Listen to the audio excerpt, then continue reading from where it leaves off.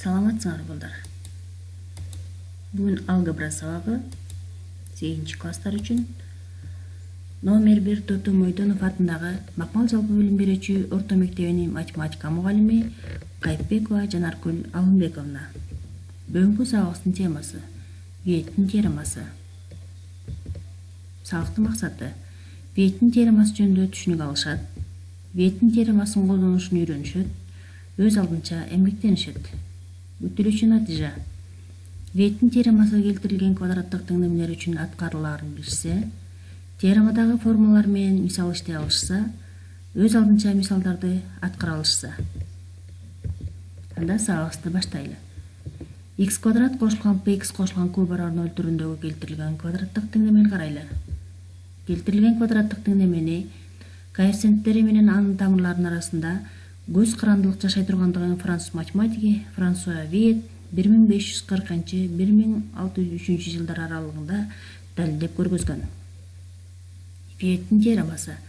Эгерде x квадрат кошулган px кошулган q барар 0 теңдемесинин тамырлары x1 жана x2 болсо, анда x1 кошулган x2 барар минус p-га, x1 көбөйтүлгөн x2 барар q-га формулалар аткарылат. Башкача айтканда, келтирилген квадраттык теңдеменин тамырларынын суммасы карама-каршы белги менен алынган экинчи коэффициентке, ал эми тамырлардын көбөйтүүсү бош мучу барар. Ушул теореманы далилдейли. Далилдөө x квадрат кошулган px кошулган q барар 0 теңдемеси берилсин. Мында дискриминант барар p квадрат минус 4q. Бул теңдемедеги x квадраттын астында коэффициент 1 барар. Дискриминант 0-дон чоң болсун дейли. Анда x1 барар минус p кошулган тамыр алдында дискриминант бөлүү 2 жана x2 барар минус p минус тамыр алдында дискриминант бөлүү 2 деген эки тамырга ээ болобуз. Тамырлардын суммасы жана көбөйтүндүсү x1 менен x2-нин суммасы минус p-га, x1 менен x2-нин көбөйтүндүсү q-га барабар. Виеттин теоремасы квадраттык теңдеме 2 барабар тамырга ээ болгон учурда x барабар x2 барабар минус p бөлүнгөн 2-де туура болорун айта кетели. Мисалы, эгерде x1 барабар 2, x2 барабар 3 болсо, теңдеме түзгүлө. Кантип түзөбүз анда? Анда 2 кошулган 3 барабар минус p-га, 2 көбөйтүлгөн 3 барабар q-га болуш керек. Себеби x1 2 барабар болот, x2 3 барабар болот. Экөөнүн суммасы 5 болуш керек. Анда p барабар минус 5 деп алабыз.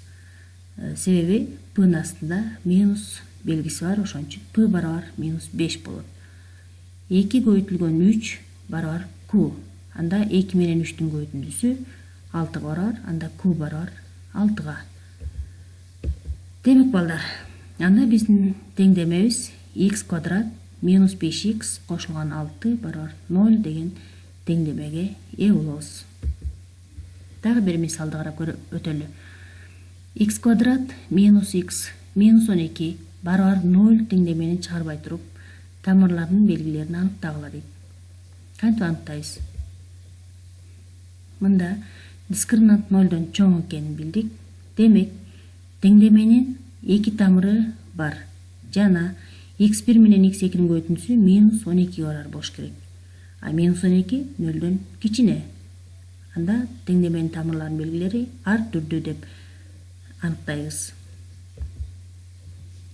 Эми балдар, китебиңердеги номер 618 мисалды карайлы. Теңдемелерди чыгарбай туруп, тамырларынын белгилерин аныктагыла дейт. Биринчи мисал. 5x квадрат минус 7x минус 9 барабар 0 теңдемесин карайлы. Мында дискриминант 0-дон чоң экен, анда x1 менен x2 барабар минус 9-га болуш керек. А минус 9 0-дон кичинекей. Минус 9 0-дон кичинекей болгон учурда, анда тамырлардын белгилери ар түрдүү деп эсептейбиз. Эми балдар, сабагыбызды бышыкташ үчүн дагы бир мисал карап өтөлү. Ушул эле номер 618 мисалдан 4-сүн карайлы. 4x квадрат минус 12x кошулган 3 барабар 0 теңдемесин чыгаргыла. Кантип чыгарабыз?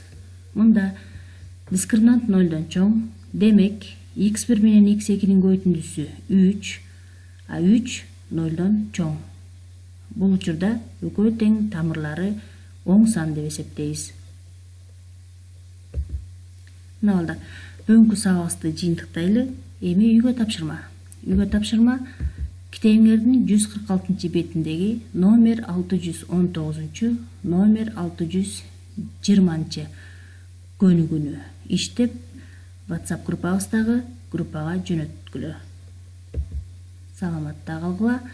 Эмки сабактан көрүшкөнгө чейин.